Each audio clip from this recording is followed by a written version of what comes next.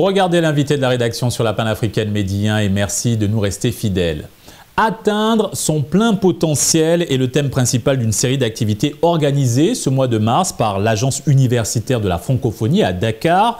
L'objectif est d'offrir de nouvelles perspectives et de nouveaux outils afin d'accroître l'employabilité et l'entrepreneuriat des jeunes Sénégalais. Pour parler de l'importance de cet événement, nous recevons Monsieur Papa Karim Diop, co-initiateur du projet Atteindre son plein potentiel. Monsieur Diop est également entrepreneur, formateur et ancien président de l'association des étudiants entrepreneurs et coachs d'Afrique, AEC Africa. Merci d'avoir accepté cette invitation. Merci pour cette invitation. Monsieur Diop, tout d'abord, comment cet événement vise-t-il à aider les participants à identifier et à exploiter leur potentiel? Merci beaucoup Alex pour cette question qui est très pertinente. Franck Fanon disait que chaque génération doit, dans une relative opacité, découvrir sa mission, l'accomplir ou la trahir. Et nous, en tant que jeunes, nous avons décidé d'être en accord avec notre mission qui est celle d'aider, d'accompagner et de faciliter le chemin aux jeunes. Donc cette activité sera axée autour de 4 thématiques. Le développement personnel, l'entrepreneuriat et la prise de parole en public. Donc c'est des thématiques qui aideront aux participants de trouver le déclic en eux afin de mieux se lancer, soit à la recherche du travail ou bien de se lancer dans l'entrepreneuriat. Mais quel que soit le choix, l'étudiant doit être en mesure, ou l'entrepreneur, d'avoir les skills nécessaires afin de mieux s'adapter. C'est pourquoi nous on s'est dit, en tant que des jeunes qui ont une expérience dans ces domaines, pourquoi pas joindre nos forces en collaboration avec AUF pour pouvoir accompagner cette jeunesse afin qu'elle soit perspicace mais également pragmatique dans ce qu'elle fait. Quels sont les principaux avantages du développement des soft skills dans le contexte de l'entrepreneuriat et de l'employabilité? L'entrepreneuriat est un domaine qui est complexe. Dans la recherche également du travail, tout n'est pas donné à l'avance. Parce que nous sommes dans un monde de vitesse et d'exigence.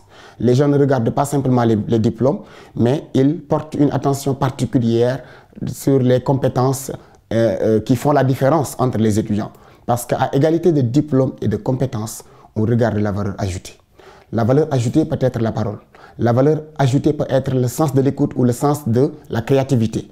Et cela, on ne l'apprend pas à l'école. Parce qu'à l'école, on nous apprend simplement des compétences dures. La mathématique, hein, l'anglais, donc des compétences qui sont les racines carrées, vous vous souvenez peut-être.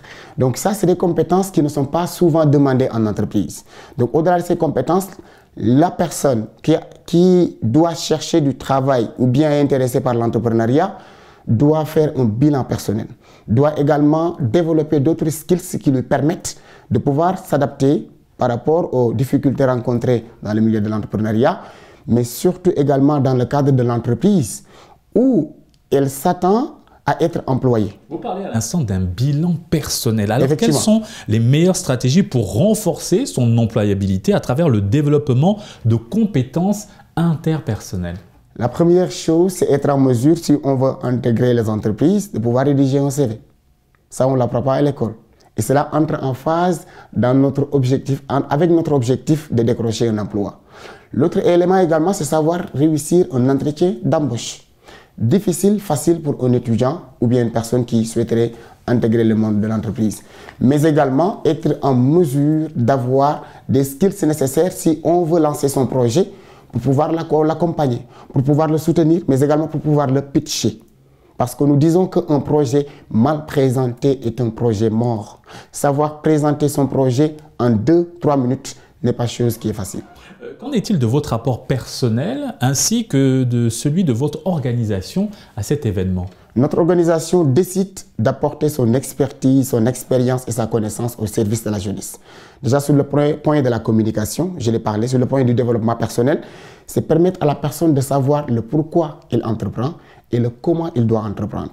Dans le cadre de la recherche du travail, le pourquoi il doit choisir un travail et le comment également il doit se lancer. Donc je pense que c'est deux axes majeurs qui constituent le fil conducteur de nos activités. Et au-delà également de l'axe sensibilisation et conscientisation, nous venons également en appoint avec une expertise pour pouvoir leur permettre de mieux avancer.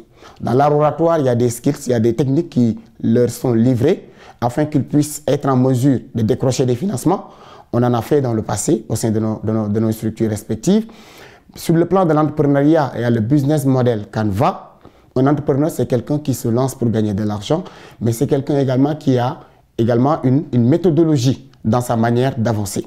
Quelle est cette méthodologie? C'est quelque chose que nous allons découvrir le jour de cette activité. Comment cet événement encourage-t-il la collaboration et l'échange de bonnes pratiques entre les participants?